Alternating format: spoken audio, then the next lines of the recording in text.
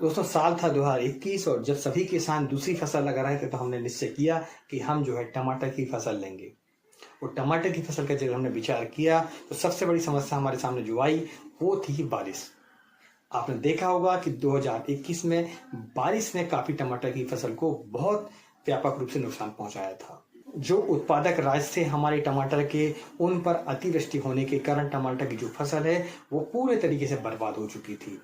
दक्षिण भारत की हम बात करें तो वहाँ पर तो टमाटर की जो फसल है वो पूरे तरीके से बर्बाद हो चुकी थी। वहाँ टमाटर के रेट 80 से 85 रुपये केजी हो गए थे।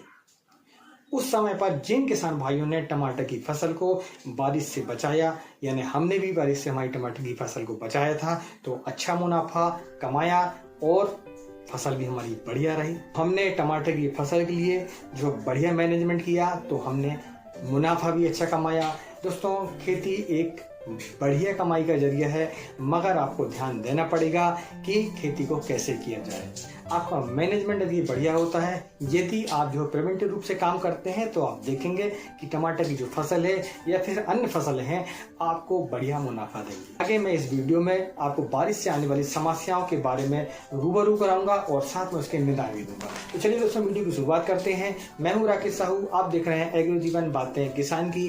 यदि ये आपको वीडियो अच्छा लगता है तो वीडियो को लाइक जरूर करें और चैनल यदि आप चाहें तो चैनल को सब्सक्राइब करना ना भूलें और वीडियो को अंत तक जरूर देखें। वीडियो के अंत में होगी विशेष बात मैं आपको बताऊंगा कि हम टमाटर या मिर्च की फसल में इंटरनेट को छोटे कैसे कर सकते हैं। तो वीडियो को अंत तक जरूर देखें और वैसे भी आपको वीडियो को पूरा देखना चाहिए और ध्यान से देखना चाहिए। ये जानकारी भरा वीडियो होता है, ये कोई इंटरनेट वाला वीडियो नहीं होता है, इसलिए जब आपको सीखने जाते हैं तो आपको पूरा सीखना चाहिए। चलिए दोस्तों वीडियो को आगे बढ़ाते हैं। यदि आपको वेजिटेबल फार्मिंग में किसी भी प्रकार की समस्या है तो आप हमें कमेंट माध्यम से पूछ सकते हैं, हम उसका जवाब जरूर देंगे। इस बात का आपको ध्यान रखना पड़ेगा कि आप जब भी कमेंट करें तो सिर्फ एक ही सवाल लिखें उस पर और साथ में लिखें मैं किसान हूँ और अपने राज्य का नाम और अपना नाम जरूर लिखें। दोस्तों वीडियो को आगे बढ़ाते हैं और जानते हैं हमारे पहले पॉइंट की तरफ। तो पहला जो पॉइंट है दोस्तों वो आता है हमारा डंपिंग ऑफ। जब भी बारिश ज़्यादा आती है तो आप देखते हैं कि डंपिंग ऑफ की जो समस्या है वो आपकी शुरुआत में ही आ जाती है। यानी आप जब नर्सरी लगाते हैं और पौधा अंकुरित होता है उसी समय डंपिंग ऑफ आ जाता है। तो आपको इसको संभालना पड़ेगा, इसको समझना पड़ेगा कि ये डंपिंग ऑफ आने का समय क्या है, उसका कारण क्या है। दूसरा जड़ गलन भी ज़्यादा बारिश के कारण आती है। तो इसको भी आप ऐसा समझें कि बारिश जब भी ज़्यादा होगी या फिर आप अपने हाथों से सिंचाई जब ज़्यादा कर देंगे तो जड़ गलन की जो समस्या है वो काफ़ी आएगी। इसके बाद तीसरी जो समस्या है वो है दोस्तों अर्ली ब्लाइट। टमाटर की फसल में सबसे ज़्यादा जो परेशान करती है वो करती है अर्ली ब्लाइट। और टमाटर की फसल में यदि आपने अर्ली ब्लाइट को कंट्रोल कर लिया तो आप जो है टमाटर की फसल को आप ये समझ लें कि आपने 50% उसको ग्रोथ में ले लिया, आपने उसको कवर कर लिया।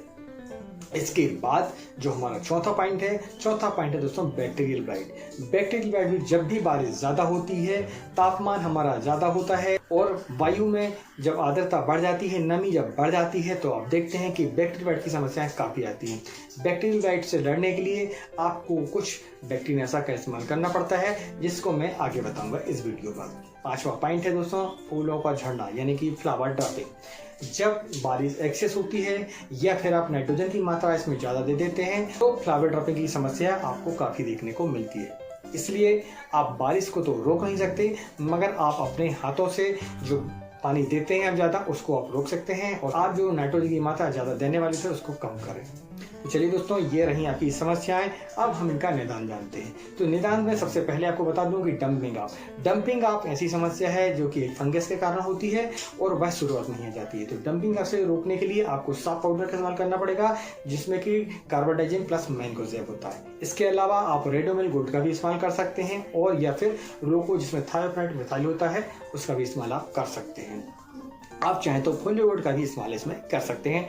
डंप आपकी समस्या काफ़ी हद तक दूर हो जाएगी। काफ़ी हद तक क्या आप यदि 100% रिजल्ट इसके चाहते हैं तो आपको प्रिवेंटिव रूप से ये फंगिसाइड इस्तेमाल करते हैं तो आपकी नर्सरी पर और आपके प्लांट पर जो है डंपिंग ऑफ आएगी ही नहीं। इसके बाद हम बात करते हैं दूसरे रोग की, जड़ गलन, जो कि टमाटर की सबसे बड़ी समस्या है। तो इसके लिए आप एलिएट का इस्तेमाल कर सकते हैं, रूको का इस्तेमाल कर सकते हैं और साफ पाउडर का इस्तेमाल कर सकते हैं या फिर क्लोरोथाइनिल का इस्तेमाल भी आप कर सकते हैं। तो आप देखेंगे कि जड़ गलन की जो समस्या है वो काफ़ी हद तक आपकी कम हो जाएगी। इसके बाद हम बात करते हैं tomato early blight. Tomato early blight के कारण आपकी जो फसल है टमाटर की वो आपकी पूरी की पूरी बर्बाद हो जाती है। टमाटर की फसल पर पत्तियां जब होंगी ही नहीं तो प्रोडक्शन कैसे होगा, और अर्ली ब्लाइट यही काम करती है, आपकी पत्तियों को बिल्कुल 100% डैमेज कर देती है। इसको सबसे पहले आपको पहचानना बहुत जरूरी है। पहचानने के लिए आप देखेंगे कि आप टमाटर की जो फसल है उसकी नीचे वाली जो पत्तियां होती हैं वो सबसे पहले पीली होंगी, उसमें काले काले धब्बे आएंगे। धब्बों की जो संख्या है वो 1 से 2 हो सकती है। तो आप ऐसी स्थिति आप देखते हैं, जैसा कि आप इमेज में देख सकते हैं, तो आप जो समझ रहे हैं कि आपकी प्लांट पर अर्ली ब्लाइट का अटैक हो चुका है। और अर्ली ब्लाइट के अटैक को रोकने के लिए आपको जो है फोलियो गोल्ड का इस्तेमाल करना चाहिए, कस्टोडिया का इस्तेमाल करना चाहिए, नेटिव का इस्तेमाल करना चाहिए और सीओसी का इस्तेमाल करना चाहिए। कापर आधारित जितने भी फंगीसाइड हैं, सीओसी हुआ आपका और कोसाइड हुआ, इसका इस्तेमाल आप कर सकते हैं। कोप्रोफेक्स का भी इस्तेमाल आप कर सकते हैं जिसमें कि कापर सल्फेट होता है। तो यदि ये इस्तेमाल करते हैं आप तो आपकी जो फसल है वो अर्ली ब्लाइट से काफ़ी हद तक बच जाएगी।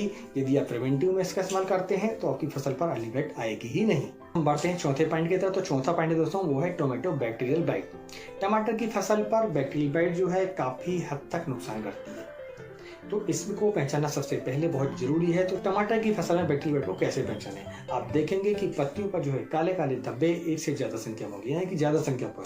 ब्लाइट पर आपको 1 या 2 धब्बे दिखाई देंगे, लेकिन बैक्टीरियल ब्लाइट पर वहीं आप देखेंगे कि आपको जो संख्या है वो काले धब्बों की वो छोटे रहेंगे और ज्यादा मात्रा में होंगे। तो आप समझ लें कि ये बैक्टीरियल ब्लाइट है। बैक्टीरियल ब्लाइट से टमाटर को बचाने के लिए आपको कासुकोमाइसिन का इस्तेमाल करना पड़ेगा, वेलिडामाइसिन का इस्तेमाल करना पड़ेगा और स्ट्रेप्टोसाइक्लिन का इस्तेमाल करना पड़ेगा। यानी कि जितने भी बैक्टीरियानाशक हैं आपको बारी बारी से हर स्प्रे आप जो लेंगे फंगीसाइड के उसके साथ में आप इस्तेमाल करते हैं तो बैक्टीरियल ब्लाइट जो है आपकी नहीं आएगी। जितने भी कॉपर आधारित फंगीसाइड होते हैं वह जो है अर्ली ब्लाइट पर तो काम करते ही हैं, साथ में बैक्टीरियल ब्लाइट पर भी काम करते हैं। तो यदि आप सीओसी की मात्रा लेते हैं तो आप बैक्टीरियल ब्लाइट से भी बचेंगे। इसके बाद हम हमारे 5वें पॉइंट की तरफ बढ़ते हैं। तो 5वां पॉइंट है तो फूलों का झड़ना। फूलों का झड़ना 2 कारणों से होता है। एक तो यदि आपके एरिया पर बारिश ज्यादा होती है तो, और दूसरा यदि आप नाइट्रोजन की मात्रा ज्यादा देते हैं तो, और तीसरा होता है हमारा कैल्शियम बोरान की कमी। भारत की जमीनों पर बोरान की जो कमी है वो काफी ज्यादा है, इसलिए आप जो अपनी फसल पर जैसे ही आप पहला फूल देखें उसके पहले ही आप एक बोरान 1 kg पर एकड़ हिसाब से उस पर आप ड्रिप से चला दें। दूसरा ये आप कैल्बी यानी कि कैल्शियम और बोरान का जो चिलेटेड फॉर्म आता है उसका स्प्रे आप कर सकते हैं 400 ग्राम पर एकड़ के हिसाब से।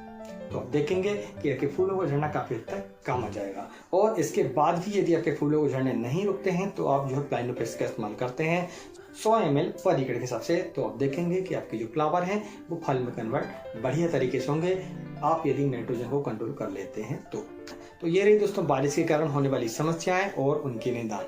यदि ये वीडियो आपको अच्छा लगा हो, ये जानकारी आपको अच्छी लगी हो तो वीडियो को लाइक जरूर करें, और चैनल में आप पहली बार आए हैं तो चैनल को सब्सक्राइब करना ना भूलें। बेल आइकन को दबाएं ताकि आने वाली वीडियो की नोटिफिकेशन आपको मिल सके। चलिए दोस्तों हम वीडियो की विशेष बात की तरफ बढ़ते हैं। तो विशेष बात दोस्तों ये है कि आप इंटरनेट को कैसे कम कर सकते हैं। तो इंटरनेट को कम करने के लिए आपको 5234 का स्प्रे लेना पड़ेगा। आपको नाइट्रोजन की मात्रा जो है कम देनी पड़ेगी, फास्फोरस और पोटास की मात्रा आपको बढ़ानी पड़ेगी। तो आप देखेंगे कि आपका जो पौधे का इंटरनोट है वो कम होगा, और जितने शॉर्ट इंटरनोट होगी पौधा उतना ही स्ट्रांग होता होगी, क्योंकि तना आपका मोटा होना चाहिए। तना यदि मजबूत रहता है तो उसमें फल जो लगेंगे वो बढ़िया लगेंगे। आपका जो पौधा है वो सीधी बढ़वा लेता है तो आप देखेंगे उसमें उत्पादन भी नहीं मिल पाता और वह रोगों के प्रति लड़ने की क्षमता उसमें नहीं हो पाती। इसलिए आपको इंटरनोट छोटे रखने पड़ते हैं। तो आप इसका पर ध्यान रखें। जब भी आप कोई भी स्प्रे लें तो उसमें 500 ग्राम 5234 की मात्रा ऐड कर दें स्प्रे के रूप में। आप चाहें तो 5234 की मात्रा बायोवीटा के साथ में ले सकते हैं या फिर अमीनो एसिड के साथ भी आप ले सकते हैं। तो इस तरीके से यदि आप स्प्रे पर 5234 की मात्रा लेते हैं तो आपकी फसल के जो इंटरनोट है वो कम होंगे। आप 1261 की मात्रा भी दे सकते हैं। फास्फोरस में ज्यादा मात्रा में होता है, नाइट्रोजन कम मात्रा में होता है। आप जो यूरिया वगैरह जो है आप ना दें। तो इस तरीके से आप इंटरनोट कम कर सकते हैं। दोस्तों ये वीडियो आपको अच्छा लगा हो तो वीडियो को लाइक जरूर करें। आज के वीडियो में इतना ही, मिलते हैं अगली वीडियो में, तब तक नमस्कार, जय हिंद, जय किसान, जय जवान।